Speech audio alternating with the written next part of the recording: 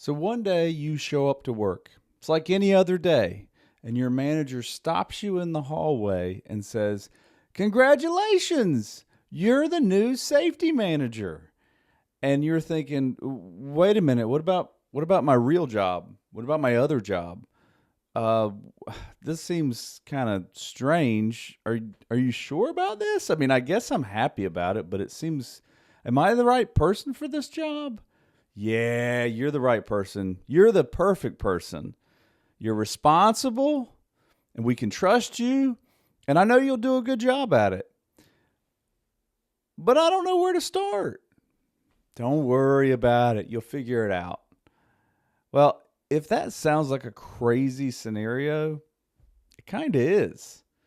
But the more crazy thing is, that's how a lot of safety managers get started in safety. That's kind of how I got started in safety. And I'll tell you more about that. But in this episode, what I want to do is I actually want to tell you why this is a terrible way to get started, how it creates a lot of stress and unnecessary stress.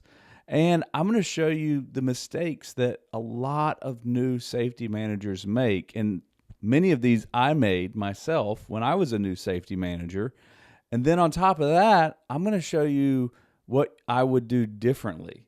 Like, now that I've been doing safety for over 15 years, I can tell you exactly what I would do if I was first given the role of safety manager.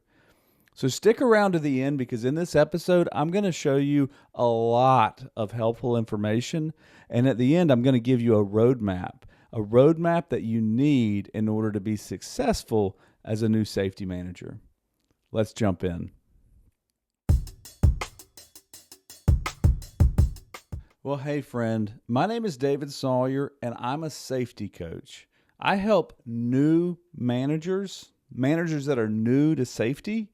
I help them go from feeling overwhelmed to OSHA-ready.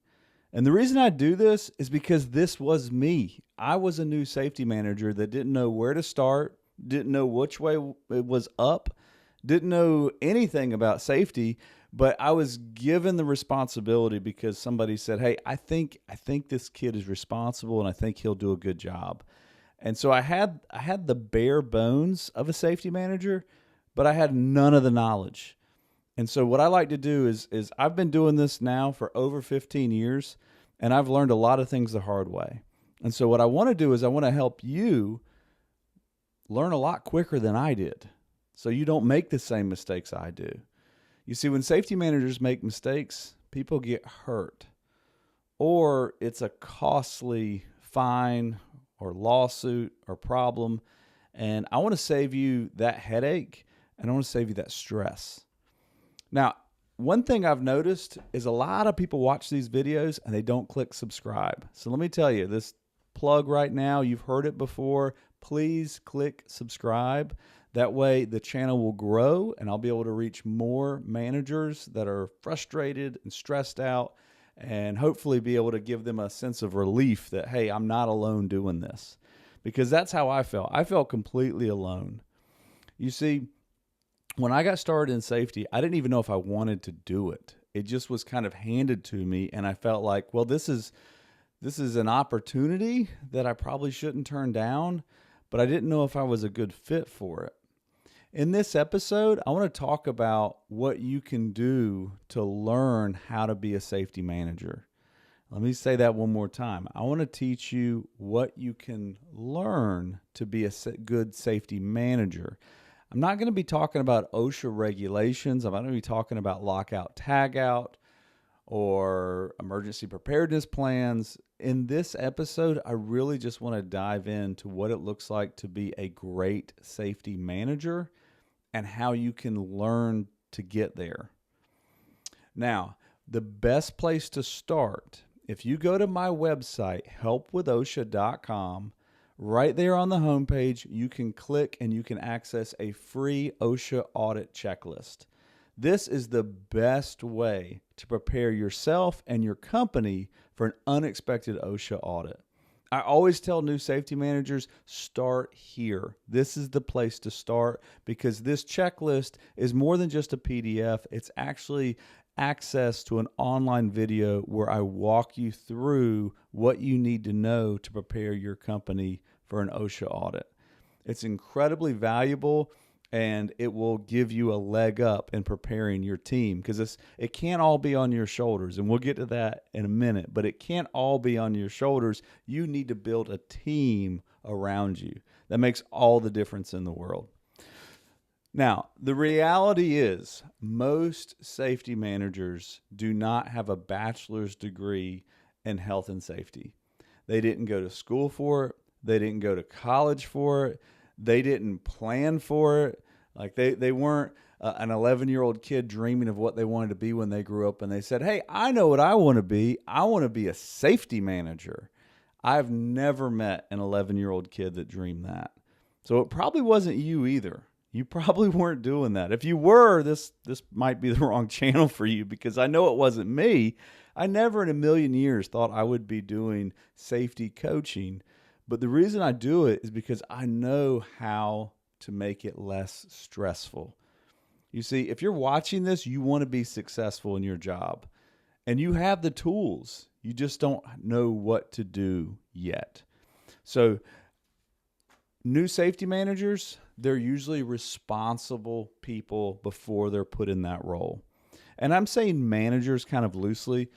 Oftentimes you're a safety coordinator, or you're a safety tech, or you have whatever your title is, you're the person in charge of safety. In fact, when I used to reach out to companies one-on-one, I would talk to them. I'd say, hey, can I speak to the person in charge of safety, the person that's responsible for safety? And the receptionist, more times than not, would say, I don't know who that is. Maybe that's Eric. Maybe that's Johnny. I'm not sure who that is, because there wasn't a designated manager over safety. There was somebody that was an HR manager or a maintenance manager or a quality manager. And then the leadership group said, you know what? Here, wear this hat. This hat will fit you too. You can be the safety manager. And so you end up wearing multiple hats, and suddenly you become responsible for safety, and you never had any formal training. And the reason you fail isn't because you're lazy. It's because you don't have a system. You see, when I meet safety managers that are frustrated and struggling and like pulling their hair out, it's not because they're lazy. It's not because they can't do the job. It's because they don't have a system to do the job. And so when they're trying to learn the system, they don't even know they're trying to learn a system, but when they're trying to just get their head above water, they do a few different things. The number one way that new safety managers learn their job is trial and error.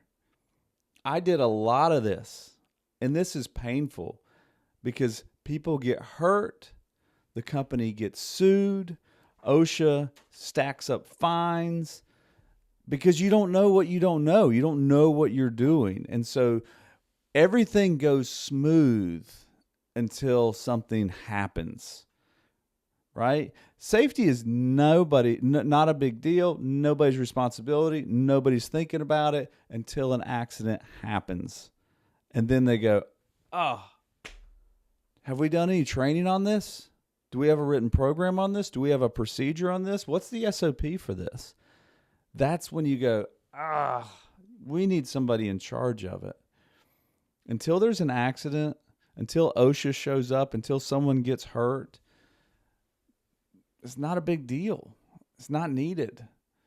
And sometimes companies need it because they have an outside audit and they go, oh man, we need some records. We need some training records. And that just becomes a paperwork activity where you're just trying to chase down documents, but you're not actually protecting people. You're just trying to prove to some outside agency that you're doing what you were supposed to be doing in the first place. Trial and error is the most expensive way to learn. You know, I hear so many times safety's expensive. Let me tell you something really corny. You know, it's not, or what's even more expensive? Not having safety. That's what's more expensive. You can have so many issues that happen with trial and error. And a lot of these are company problems, and what I mean by that is it's a fine to the company. The employee gets injured and the company's workers' comp gets increased. The company loses a big contract because they don't have the safety programs in place, and so they don't meet the audit of the new customer that comes in. Like the company can lose a lot of money in these scenarios. But one thing that you don't always see is what's behind the curtain. And that's what I'm talking to you right now, the safety manager. What's behind the curtain is you. And that frustration stays with you. You don't want to be bad at your job. You want to be successful. You want to feel confident. You want people to go, "Attaboy, you're doing a great job." At least that's what I wanted. And I didn't get any praise at all because I didn't have a way to track what I was doing. All I got was it's being taken care of until it wasn't. So trial and error is, without a doubt, it is the most expensive way to learn safety. And the second way to learn safety that's so common that people do is they click on the internet. They go to TikTok. They go to YouTube. Like this right now, you're watching YouTube. This is the second most common way that people learn safety is they click on some videos and they try to find out information. I need information, right? You can go to OSHA's website. You can go to J.J. Keller. You can go to Safety Culture. I can tell you all the different sites. I know them all. There's lots of places to get information about safety. The problem is it doesn't teach you how to be a safety manager. It just gives you the information. If you're watching this video, again, I'm not talking about lockout tagout requirements. I'm not talking about emergency action plans. I'm not talking about, confined space entry permits. That is the information that you have to teach and the programs you have to go through with your employees. But when we're talking about safety management, leadership, you have to have a system. You have to have a system so that you're providing training, so that you're keeping written programs updated, so you have procedures in place, so you're doing inspections to verify that what you train people to do, they're actually doing. So as a safety manager, it is critical that you have a system so you know what to do next. If you just have all the information in your head, if you're thinking about machine guarding and forklift and all these different things, it will overwhelm you. So the internet is an incredible resource. I use it all the time, but it provides a lot of information. It doesn't always provide the system you need. Now, the third way that managers learn safety is they go and take a course. And the most common course, if somebody's a new safety manager, the most common course is going to be the OSHA-30. Now listen, I'm an OSHA outreach trainer. I actually provide OSHA 10 and OSHA 30 classes, the certification classes. So you are certified, you've got the card, the wallet card, and when people get that, they feel like stamp of approval. I am now a safety manager. I have what I need. But do you have it up here?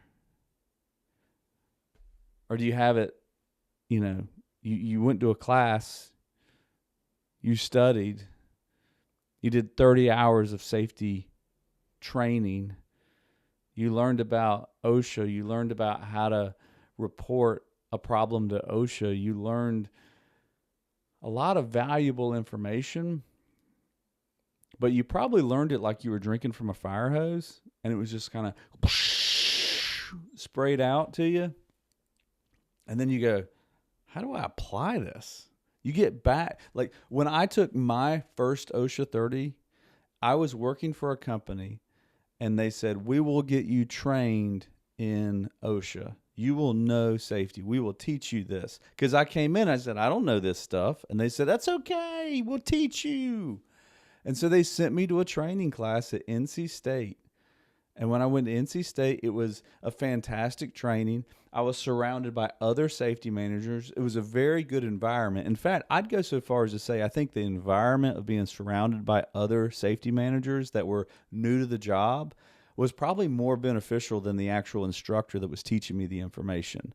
The information they were teaching was valuable, but I had no idea how to apply it.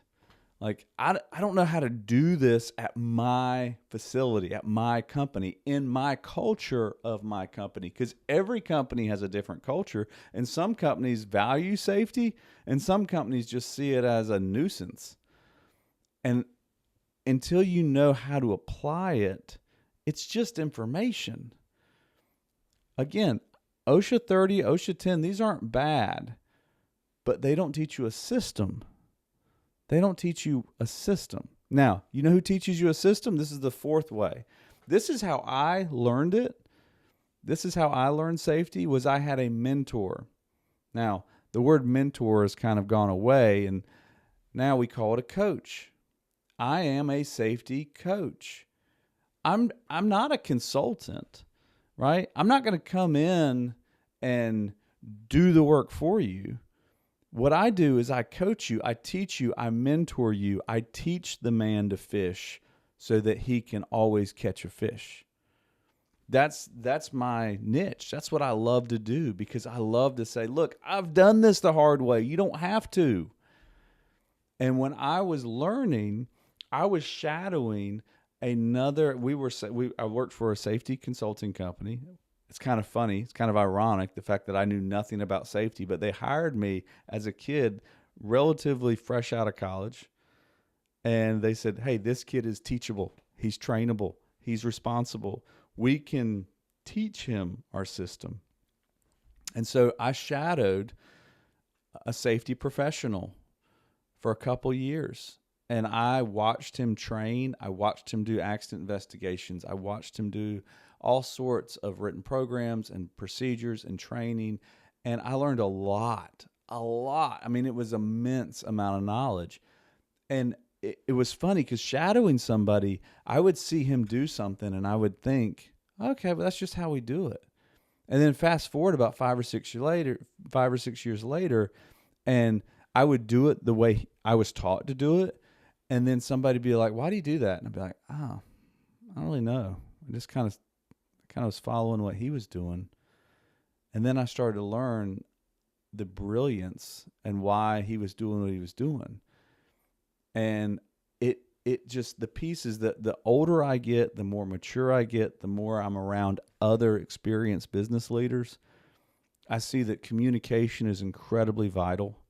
I see that habits and teaching people habits is incredibly vital, and that safety is not common sense. If it was common sense, people wouldn't keep getting hurt. No, it goes deeper than that. It's about figuring out, how do I work with human behavior? How do I make it easier for somebody to do their job the safe way than for them to take the shortcut? I want the shortcut to not be a shortcut. I want the shortcut to end up being a detour that goes a long way around where they actually want to get. Does that make sense? My goal as a safety coach is to help you, a safety manager, become an excellent manager so that your people don't get hurt, so you prevent accidents, so you avoid OSHA inspections, and so that you go home confident, clear-headed. You're not bringing the stress and the frustration of going, what do I do next? You know what to do because you have a system, a proven system. So now let me transition. I want to talk with you about the system that I use with all my coaching clients, all my safety managers that I work with. And this is not complicated, but I have methods and I have frameworks that I use so that this just is a turnkey system. But the 3 big parts to it. Number 1, a safety assessment. When you are a new safety manager, you have to get a lay of the land. You have to get a snapshot of where you are right now. Where are our written programs? When was the last time we had an OSHA inspection? How are people getting hurt? What's the most dangerous equipment here? How is someone most likely to get seriously injured on the job? How is someone most likely to get just a recordable injury, something that's going to go on our log but isn't going to be a life-altering injury? So the safety assessment is incredibly crucial. This is the very first step. This is what you need to know where you are in order to get where you want to go. If you don't know where you are now, if you want to make a trip and you're like, okay, I'm going to Disney World. Well, you know where you need to know where you are right now in order to get there. And we take it for granted because people go, well, I know where I am. I was this quality manager and I know where we are. And you kind of have this ego and this pride thing. You don't know where you are. Do an assessment. It will not take as long as you think, but do a thorough assessment. And I help my clients with this. So that's the first thing. Do a thorough assessment of where you are, snapshot in time. This is where we are. Then we figure out, where do we want to go? We have a list of priorities. And the second phase is we create clear expectations of where we're going and how we're going to get there. That means training, written programs. We focus on the important things first, and so we can communicate to our employees. As an example, if I've got employees, let's say I've got 30 employees, and all of them are driving forklifts, and 5 of the people are certified, and I go, this is our big problem. We need to make sure we get everybody driving a forklift certified on how to operate the equipment. And then you go, maybe we don't need all 30 people driving. Maybe we only need 15 people. We start to figure out exactly what we need, how to do it the safe way, easier than just getting it done. After that, we set clear expectations. We train people. We show them how to do their job. We don't just tell them how to do the job. We show them the safe way to do it. We show them the way that we do it. And pretty soon, it just becomes how we do it. It just becomes a habit. So we set clear expectations. That's phase 2. Phase 3 is when you start to build a culture of safety. It becomes not just your responsibility. It's not just David or you doing everything. You're not doing all the safety for everybody. You're creating a culture of ownership to where people own safety in their department. Employees feel a sense of pride in what they're doing, and they know they're doing the right thing, and you build that community, you build that culture. Those are the 3 big phases. And then as a safety manager, it's not running on autopilot, but it's so much smoother than it was when you feel like I'm trying to do everything and I'm putting out fires all over the place and nobody's listening to me. And, oh, now somebody got hurt and I've got to do this and I've got that. Not to mention, if you're still doing your original job, remember how we started this episode? How I said, congratulations, you're the new safety manager. What about my real job? Your real job probably still has to get done. Safety might just be one of the responsibilities you have. Depends on your company, the size of your company, and how the structure is. But trust me, I work with a lot of safety managers where they are the safety manager, but they're also the HR manager. They're also the quality manager. They're also the shipping manager. That's not rare. And it doesn't mean you still can't be successful. You can be incredibly successful. But you're not going to be successful unless you have a system. So if you made it with me this far, here's what you need to do. You need to watch my stress-free safety workshop. My stress-free safety workshop is where I show you in detail the system that I use with my clients. And this can be accessed. The starting point, like I said in the beginning, go to my website, access the free OSHA audit checklist. From there, you'll be able to access the stress-free safety workshop. The reason I described it that way is because that's what I want to give you, a stress-free experience. You can be an incredibly successful safety manager. You can actually enjoy being a safety manager. You can feel a real sense of pride when you go home knowing that you kept people safe. I'll tell you this will be how I put the cherry on top here. I've got 4 kids. They don't know what I do, right? They know I teach people how to be safe. And my daughter, my 7-year-old daughter, and my 10-year-old daughter will say, Dad, did you save anybody today? And it really makes me feel good because I think, I tried. I did my best. I tried to teach people how to do their job so that they go home at the end of the day, because that's what we all want. So until we talk again, do everything you can to keep the people you work with safe, because no one should get hurt at work.